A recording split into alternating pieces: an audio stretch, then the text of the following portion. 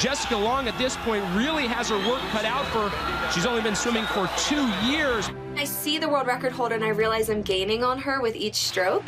And there was at one point, we were 15 meters out of the wall, and I just said to myself, I did not come here to get second. Jessica Long putting in some huge strokes towards the finish. And we touched the wall so close, you had to look up at the scoreboard. Jessica Long is going to have to extend for the wall. She does it, a Paralympic Games record. But in that moment, I knew that I had won.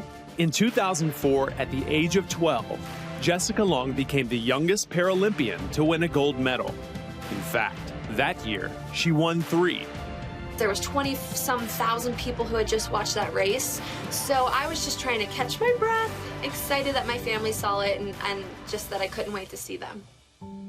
Jessica was born in Russia without her lower leg bones.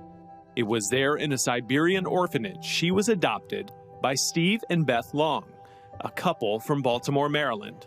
They saw a picture of me and another little boy, and I think it's so special and so incredible because they really felt on their hearts that we were the children that God wanted them to adopt. At 18 months, the Longs made the difficult decision to amputate Jessica's lower legs, the first of 25 painful surgeries.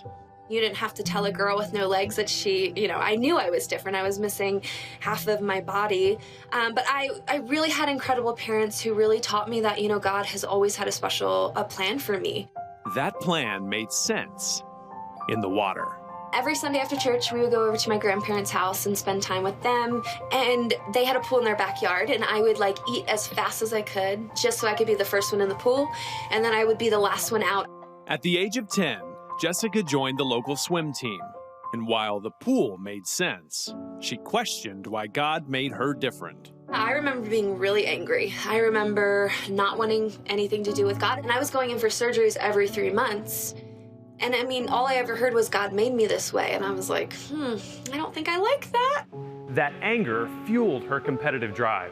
In 2006 at the World Championships in South Africa, 14-year-old Jessica won 9 gold medals, beat out fellow swimmer Michael Phelps for an ESPY award, and received worldwide recognition.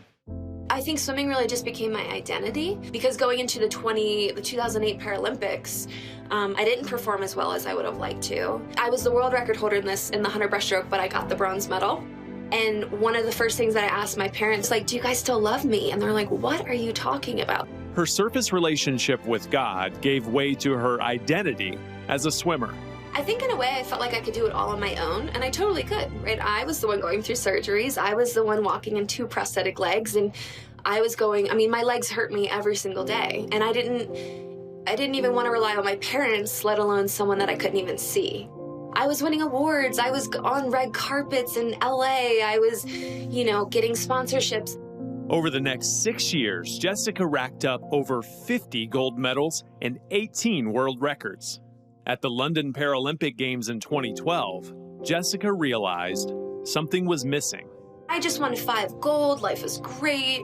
I'd had a commercial with Coca-Cola. There were so many things, again, that were happening. But still, I just remember feeling really empty and just really unsatisfied, which I was like, why? I've done everything that I've ever wanted to in this swimming journey, this swimming career. How do I still feel empty? How do I still feel unsatisfied? While training for London, Jessica attended a women's Bible study. And over time, she knew she needed something to change. I think I was just tired of being angry. I think I was tired of carrying all this weight. I think, nothing was still satisfying my soul. And that's all I'd ever heard my whole life, right? Is God is the one. He's the one that can fulfill and satisfy all of your needs. One night in the summer of 2013, she surrendered her life to God. And I walked up and prayed with a woman that I had known and just was like, I really want to give him my whole heart. I want to pray. I don't want to question anymore. And it was a really special moment.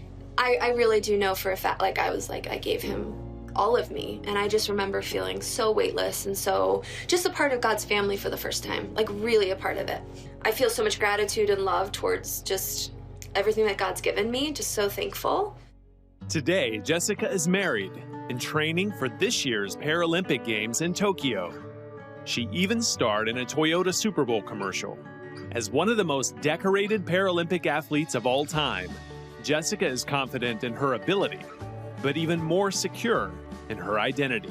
My identity is in Christ, and I really hope that I show that with just my character, the way that I do things on the pool deck. And I know I couldn't do it without God, so I do really rely on him. And when I'm swimming, I do picture him next to me, and that like I'm still using the talent that he has given me.